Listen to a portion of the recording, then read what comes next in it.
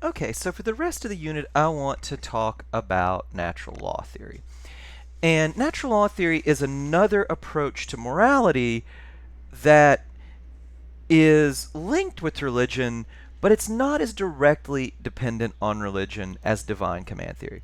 Remember, divine command theory seemed like it needed to make these controversial commands about what, or claims about what God commands and what he didn't.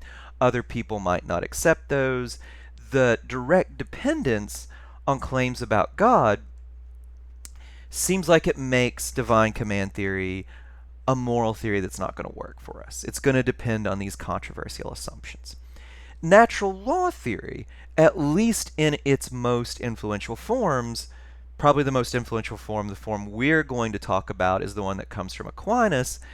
Well, it does fit with religion. Aquinas was a Catholic. He developed his theory in light of his Catholic commitments. But Aquinas thinks that natural law theory does not require religious commitment. He thinks that the basic claims of natural law theory, you don't need to make any claims about what God commands or doesn't. You can get the theory off the ground, you can present the theory, you can, give other people reasons to accept it without making any claims about God and what God wants. Now, is that true or not? I'm not so sure it is. I think that for reasons we'll get to at the end of the unit, natural law theory might depend at least indirectly on claims about what God wills or doesn't. But it's going to do better than divine command theory. It's not going to be arbitrary in that way. It will be able to give people more of a reason to accept what it says, and it will be able to reach for reasons that maybe have a bit more acceptability outside of religious commitment. Okay, so let's say a little bit about what that means. Okay, so for natural law theory, the natural claim is important. For natural law theory, the rules, remember it's a rules-based theory, the rules do come from nature. The rules are in some way a result of what's natural. Okay, well, how does that work? We'll see that in a second. But depending on the version, God might play a role in setting the rules. Remember, he sets up nature if you are a religious believer, but the rules come from what's natural. They don't come directly from a claim about what God wills. And even on Aquinas' version, even on a version that does rest or does, make reference to religious commitment, the rules can be known independently of God's commands. Okay, so what does it mean to say that the rules for natural law theory are grounded in human nature? Grounded in nature. Well, they're supposed to be for human beings, so they'll be grounded in human nature in a certain way. Now look, for Aquinas, this is not going to mean that anything that's natural about a human being, anything that we do is going to be good, right? Well then, what is his idea of nature? How is this supposed to work? Well, Aquinas will say, look, there are certain purposes of human nature, certain ends that human beings are designed for. And we can see what those are because we see that there are certain things all human beings desire or value. These things tell us what the ends of human beings are, what our purpose is. Aquinas will call these things intrinsic goods. Now, there might be certain things some human beings want, naturally, but that might be contrary to human purpose. Aquinas will think, as your reading said, that these are kind of a corruption of human purpose, right? Human beings, by nature, we seem to want revenge. We seem to want to hurt people who've hurt us. Aquinas will say, well, that's not part of our purpose. That's kind of a corruption of human nature. So Aquinas will say, well, look, let's not just look at anything that people might do. Let's look at the things that reflect human purpose. And Aquinas will say, well, certain things that all human beings naturally desire or want, those will show us what human purposes are. What is our nature for the purpose of natural law theory? Okay, so what are Aquinas's intrinsic goods?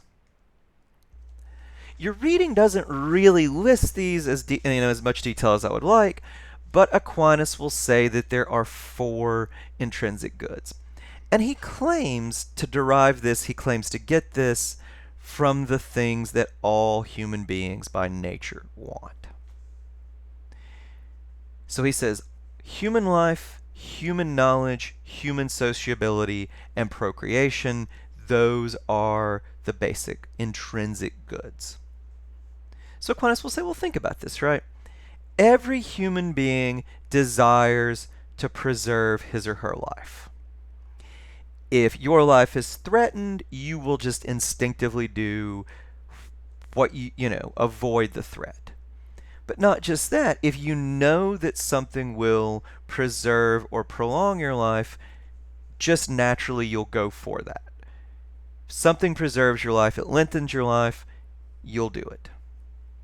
Human knowledge, Aquinas will say, well, look, by our very nature, human beings value knowledge. We are curious. We want to know things. Human sociability. Well, look, by our nature, we depend on society to even survive. But more fundamental than that, we value society, right? We value being with other human beings. Most human beings don't want to be alone. We seek out the company of other human beings. We naturally value that. Aquinas will claim, that procreation is on this list, right? Not just sex, but Aquinas will say, by our very nature, human beings want to reproduce. We want to have a family. Now look, I'm going to guess that some of y'all are already pushing back on this. You're already saying, whoa, whoa, whoa, not everybody wants these things, Aquinas. How do you say that it's human nature to want these things, right? Human life, well, of course, some people are suicidal, right? They might want to end their life. Well, you might say, well, that's a defect. You've got to be depressed. You've got to be mentally ill in some way, usually, to want to end your life. But the others, lots of people don't seem to value knowledge all that much, right? Human sociability. Some people are introverts. Well, you might say even they want to be around some people. Well, but some people go off in the woods. They're hermits. They don't want to be around people at all, right? Procreation might be the most controversial thing on the list. A lot of people don't seem to want a family. Well, look, if you're pushing back in this way, I think that's good. I think these sorts of objections are ultimately going to be a big problem for Aquinas's version of natural law theory. And I think these sorts of objections are going to point toward, an objection to natural law theory more generally. Not every version of natural law theory is going to look like Aquinas's, but I think even the objections you might have to Aquinas's list point to problems with other versions of natural law theory. Keep that in mind, but for the time being, let's shelve that. I think that objection is good. If you're having it, good, we will come back to it. But let's shelve it for the time being. I want to get the whole theory on the table. Want to be able to, judge the whole theory, see what it says before we start throwing out the objections. So let's put it aside and for the time being at least move on.